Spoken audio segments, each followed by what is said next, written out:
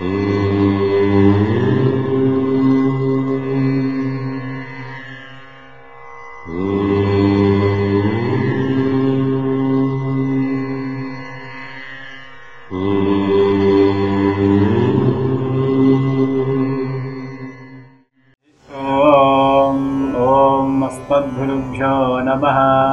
श्रीराम राम रामेति रमे रामे मनोरमे सहस्रनाम तत्तुल्यं राम नाम वरानने। श्रीराम राम रामेति रमे रामे मनोरमे सहस्रनाम तत्तुल्यं राम नाम वरानने। శ్రీరామ రామ రామేతి రమే రామే మనోరమే అనే నామం అంటే శ్రీరామ అనే నామాన్ని ఎవరు ఉచ్చరిస్తారో, ఎవరు స్మరిస్తారో, ఎవరు ధ్యానం చేస్తారో వారికి ఆధ్యాత్మిక, ఆదిదైవిక, ఆదిభౌతిక తాపత్రయం నశించుకుంటారు.